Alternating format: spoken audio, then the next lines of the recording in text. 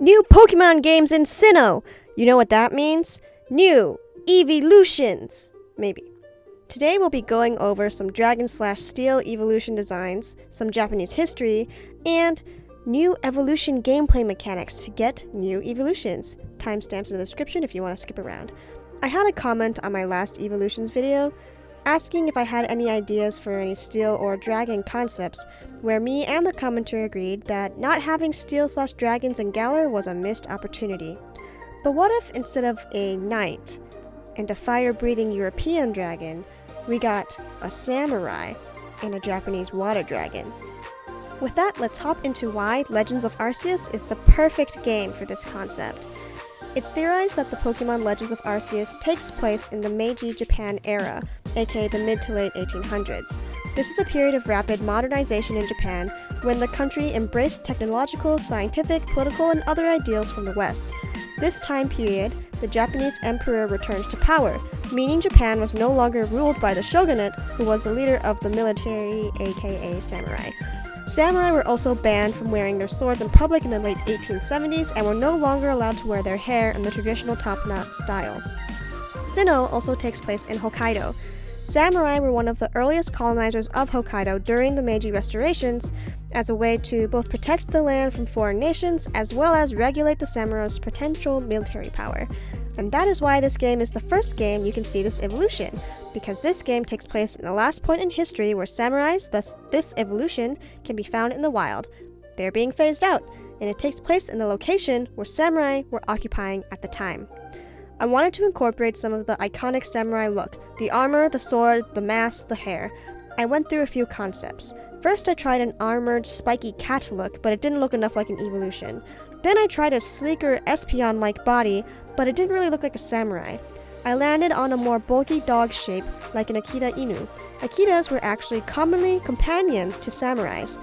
They're a very muscular dog, matching the samurai vibe, but they're still a dog, matching the Eevee vibe. I was playing around with the samurai mask, and I settled on a more bell-like shape where the ears were shaped by the helmet. As for colors, I went for silvers, golds, and reds, like traditional samurai armor.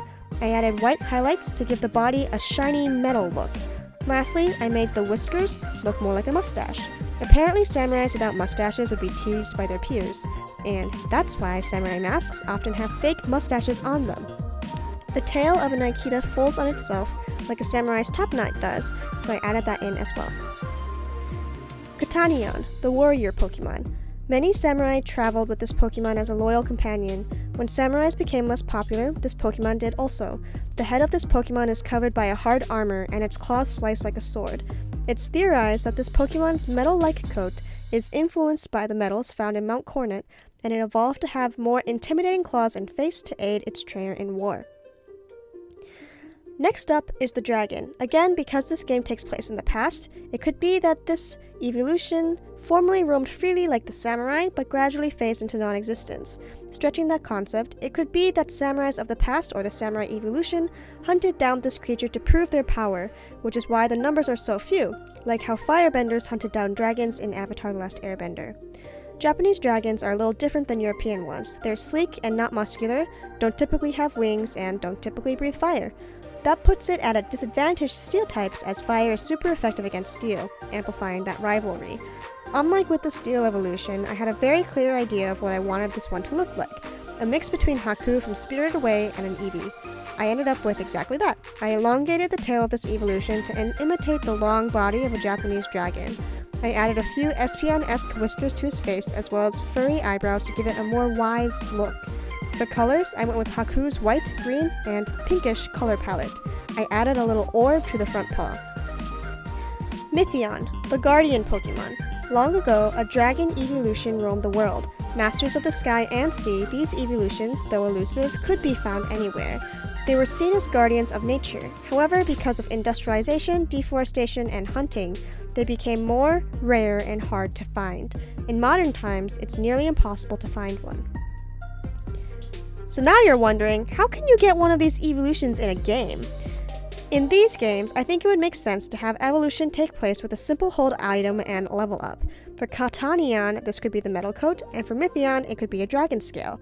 However, for other games, it would be more complicated. Since these games take place in the past, it would make sense for these evolutions to take place only using historical items. And what did we talk about last evolution video? That's right, Gen 4's unique mechanic, mining. In Sinnoh, you can mine underground to find items. For these evolutions, you have to find specific items while mining and have your Eevee hold them. Upon leveling up, the ancient artifact will help your Eevee get energy from the past to bring these now extinct evolutions back to life. For Kataneon, the item could be an ancient sword, and for Mytheon, the item could be an ancient orb, as many Japanese dragons are imagined holding orbs. And that's it! My concepts for new Dragon and Steel-type evolutions for the upcoming Legends of Arceus Pokemon game. I just thought a Samurai and Dragon evolution that used to live in the past worked perfectly with the time and location and setting of Legends of Arceus. So what do you think? Leave a comment below if you have any feedback or additional ideas. Thanks so much for watching! Bye!